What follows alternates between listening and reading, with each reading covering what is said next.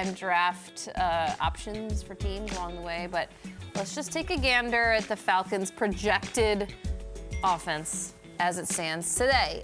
Stars in Atlanta, just how I'm sure ownership, Arthur Blank, would have wanted it. Now, finally, he gets it with Kirk Cousins at quarterback. What does it mean to the division, to the NFC, to this team, Jason, to have those names on a screen together? Well, we talked about earlier. You talk about those weapons that are there, guys that they've drafted to be a part of that team, from Bijan Robinson to Kyle Pitts to Drake London to Tyler Algier, who was a late-round draft pick who went for over 1,000 as a rookie and is still a really good player in their backfield. Now, we talked about this earlier on the show. We posted it on X and social media. A lot of Falcons fans are coming back and are just like, we're not like just fired up and through the roof. Somebody was like, when did Kirk Cousins become the second coming of Tom Brady? Falcons fans are kind of like, we're like, yeah, like we like Kirk Cousins. It's 100% an upgrade at that quarterback position. But it's a lot of money for a quarterback that's coming off an Achilles that's 36 years old.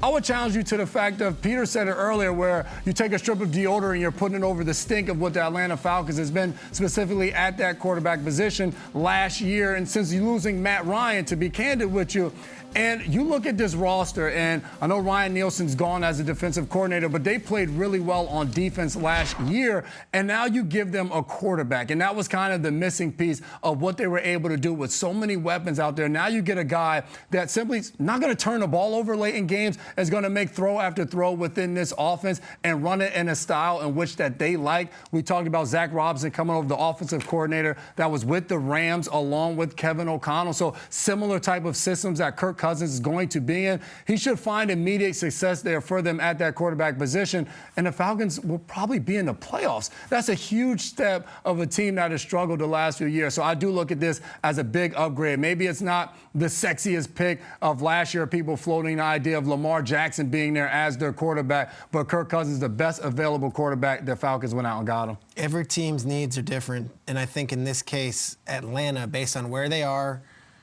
in their timeline with their roster, with their owner now taking a shot on another head coach, and with the different draft picks they've had in the top 10 at skill positions on offense, to not have a bona fide quarterback in year 4 of Terry Fontenot's tenure as a GM would have been a massive miss. So they need a Kirk Cousins. That's what they need. Now, I don't even think Justin Fields satisfied what they needed, because he's not a proven quarterback as far as, being able to take a team and throw them on his back and lead them like Cousins has done in the past.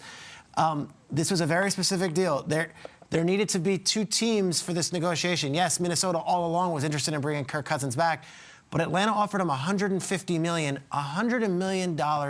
guaranteed to a 36-year-old quarterback coming off an Achilles.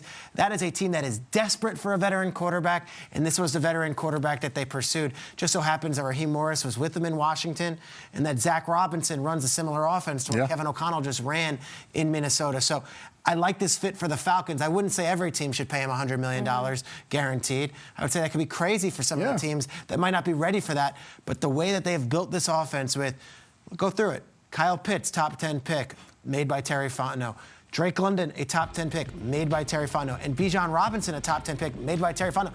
You draft tight end, wide receiver, and running back in the first round in the top 10, you better have a better offense.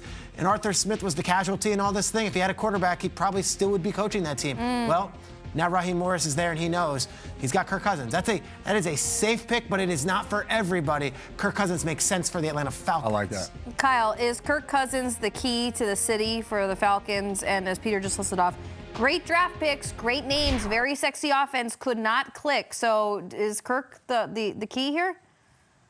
Well, look, I think a little tough love maybe for Falcons fans.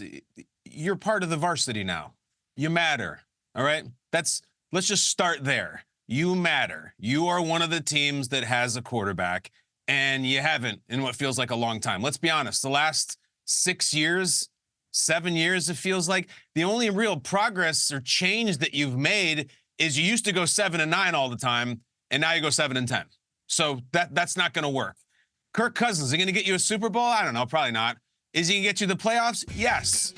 And for the Atlanta Falcons, we get to the playoffs is huge progress. You've gone more than a half a decade just being one of the most listless, forgettable teams in the league.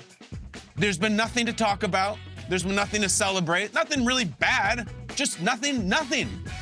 Kirk Cousins punctuates the dreariness. You got a guy now. You kind of matter. You're indoors with weapons and an adult professional quarterback. It's a good thing. I know it's expensive.